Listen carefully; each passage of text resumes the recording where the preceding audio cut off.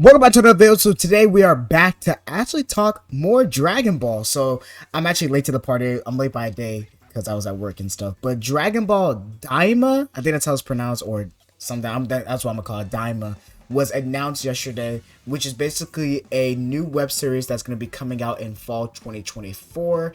And we got a brand new trailer and everything. We even got some like creator notes from Akira Toriyama, and everyone's been talking about it. And I just want to get my thoughts on it.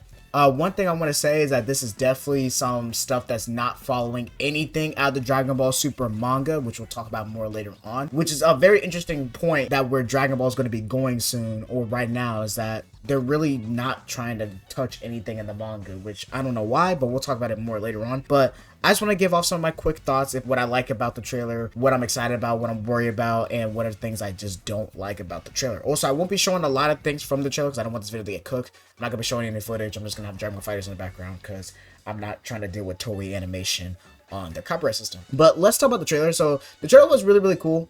We actually see like these evil characters. I don't know exactly what they are, but it looks like they're hinting towards them being part of maybe like Majin or the Babidi clan, because we see later on that the main villain maybe is looking at this TV and it shows like Babidi on it. So I think that's really cool that we're gonna get more demon characters or more characters from the demon realm in this web series, and that might explain also why Goku is working together with Supreme Kai. Because if y'all don't know, a few weeks ago, this web series was actually leaked, but I didn't believe it at the time because I never believed Dragon Ball leaks, because Dragon Ball leaks are always usually wrong. But this time it was actually right, but they did get the name wrong because it's not Magic, it's Daima. But they did get it right that it was like Goku and the gang turning into kids, and supposedly Goku and Supreme Kai are going to be the main two characters, but I'm not sure yet if that's absolutely true, because we actually get to see Vegeta and we actually get to see the whole gang turn into kids, which is really cool. But like I said, we actually see everyone turn into kids, and it was definitely giving some Dragon Ball GT vibes. I was definitely scared,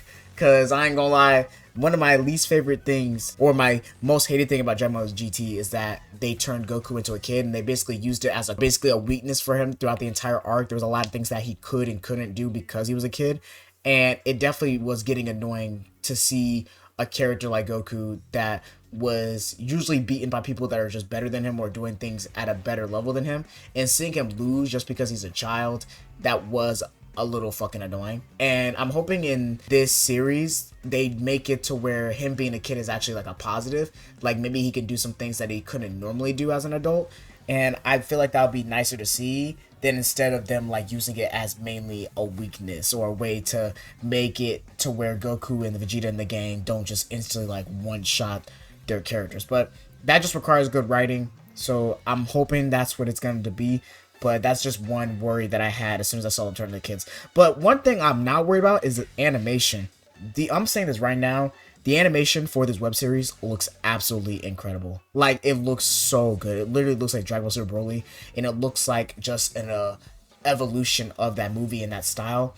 And it makes me sad that the Dragon Ball Super manga isn't getting animated right now, and not getting animated with that level of animation. Like, it looks so good. Like, the entire trailer looks absolutely fantastic. And there's a part at the end of the trailer where it shows Goku and Vegeta basically fighting. They always try to do that and put a little spar in like most of the new media that comes out. They did it in Dragon Ball Super Broly, they did it in Dragon Ball Super Hero, and they did at the end of Dragon Ball Super, where they just try to put Goku and Vegeta fighting for a little bit, and they showed it, and it looks absolutely amazing, bro. I was like, wow, this animation is great. Even at the beginning of the trailer, when it shows like the bad guys, the animation looks absolutely fantastic. And I was like, wow, I really wish the Dragon Ball Super manga was getting this, bro. I really wish we saw Ultra Instinct Goku versus Moro with this animation. But at the same time, I gotta give this web series a chance, because I feel like if I keep on comparing it to the Dragon Ball Super manga and being like, oh man, it's not Dragon Ball Super manga, then I'm just taking away from the fact that we have another Dragon Ball web anime coming out, and I should be at least a little grateful that it looks like they're putting a lot of effort into this, especially at least on the animation side of things. So we saw everyone turn into a kid, and we saw some like little cuts and stuff like that. One thing I'm happy about that wasn't in the leaks is that in the leaks they were really making it seem like it was only going to be Goku and Supreme Kai, which made me really, really scared because I was like, I really don't want to watch Goku and Supreme Kai fuck around all day. I ain't gonna lie. Goku's my favorite Dragon Ball character, and then it's Gohan. But I don't want to watch Goku have to bounce off of Supreme Kai. I feel like that's not like a good duo. And it looks like that's probably not how it's going to be, because we actually see everybody else turn into kids as well. Like literally everybody. There's some really funny moments where we get to see like Ox King, Roshi. Actually, did we see Roshi? Okay, so we see Goku, Vegeta, Chi-Chi, Bulma, Hercule, Krillin, Android 18, Marin, Piccolo. But then we also get to see Master Roshi. It freaked me out for a minute because I thought that was Krillin just wearing Master Roshi glasses, but no, that was actually Master Roshi. So I liked seeing that. And the funniest part was seeing Trunks and Goten, because if y'all know, Trunks and Goten have been like kids ever since like Majin Buu Saga back in a long time ago, right?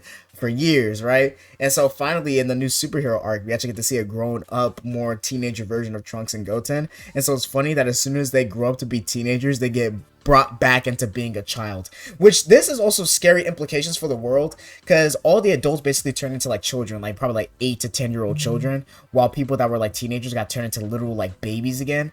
That's terrifying for all the people that were like literally like 1 year old. And then like I don't know how this wish is gonna affect everybody. I feel like this is probably a wish that affects the whole planet instead of just the gang, instead of just like the Dragon Ball Z gang. I feel like it probably affects the whole planet, which is terrifying if it affects people like people that are 1 year old, because then what would they turn into? Would they turn into like a fetus or something? Like there's a lot of crazy implications you can have with this wish if it actually affects the whole world and not just Goku and the gang. But I thought that was a really funny moment, seeing everyone turn into kids. But I think it's way better than just seeing Goku turn into a kid. Like everyone being turned into a kid is gonna have some really funny dynamics. So another thing I want to talk about is the power pole. So if y'all don't know, the power pole has been at Korin's tower ever since Dragon Ball. That's probably the main reason we never see the power pole. And it'd be crazy because a lot of people haven't watched Dragon Ball and they'd be confused about like where's the power pole at and why we don't see it. It's because the power pole is like literally attached to Kami's Lookout and Korin's tower. It's attached there. And so in the series, we're gonna see that Goku is gonna get the power pole back and use it. And that's very cool for me, especially because I read all of Dragon Ball last year. Or I know I did it this year. And I have a really big love for Dragon Ball right now. And so I'm happy that we get to see the power pole again. But the last thing I'll talk about for this video is the implications for Dragon Ball as a whole. So with this web anime coming out, it is very, very, very unlikely that the Dragon Ball Super manga is going to get animated anytime soon.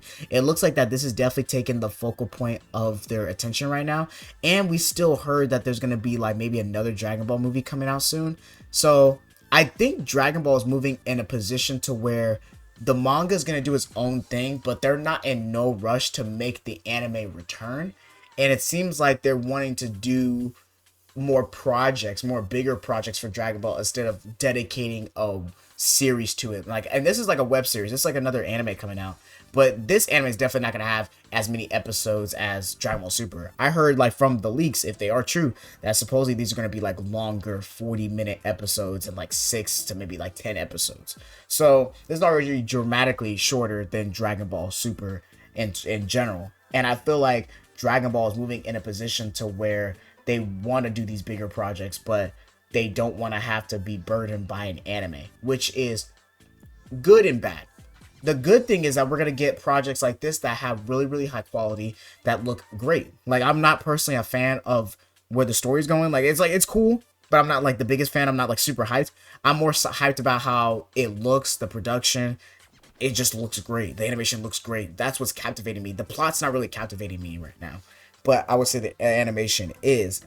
And I think that that's what these big Dragon Ball projects are going to do. They're going to really captivate us on the animation and hopefully the story as well. Like, I felt like Dragon Ball Super Broly did the story and the animation amazingly. I feel like Super Hero did the same thing. And this is probably what Dragon Ball Daima is also going to do. So that's going to also have amazing animation. That's going to bring us in. And it's also going to have hopefully a good story. But that definitely feels like the focal point for Dragon Ball in terms of being animated, while the manga is going to do its own thing. And like I said, I think that's a good and bad thing. Like, the good thing is that we're going to get higher quality projects and it doesn't feel like things are getting rushed out. But also the bad thing is that we don't get to see a lot of those cool moments that we've been seeing in the manga get animated. Like, that kind of hurts a bit. And it hurts that like for at least maybe 2 to 3, maybe even 4 more years, we're probably not going to get any of the stuff in the manga animated, because I would be very, very, very surprised if we see a Dragon Ball Super anime anytime in this, not this year, definitely not this year, definitely not next year, because Dragon Ball Diamond will be coming out. I'll be very, very surprised if we get a Dragon Ball Super anime or return in 2025 or anything like that. And that makes me kind of sad, but also reminds me that, yo, we only get 12 chapters of Dragon Ball Super every year.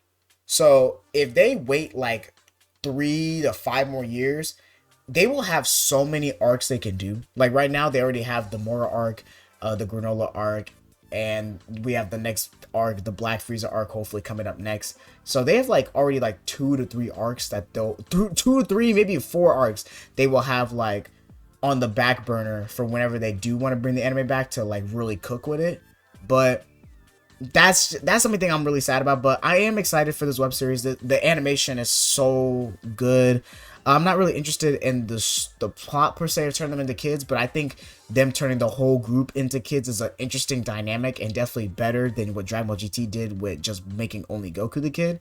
I think making everyone a kid is gonna bring a really funny interactions. I'm really hoping that the leak about it being only Goku and Supreme Kai as the main characters is not true. I really hope that's not true, and I hope it's like Goku and like maybe like the gang, like maybe Goku, Vegeta, Krillin, Supreme Kai is of course gonna be there and stuff like that. I really hope that's the case, and I am a little scared for the future of the Dragon Ball Super anime, but I still think that them doing projects like this is gonna be very, very interesting. And if we get high quality projects like this every few years or so, I think I can go without the anime for a bit, in my opinion. But that's everything I want to say about the trailer. Let me know down below what you guys think. I would love to hear y'all thoughts down below. Leave a like, subscribe to see more content like this, and hit that bell button posted consistently. I'm going to see you guys next time.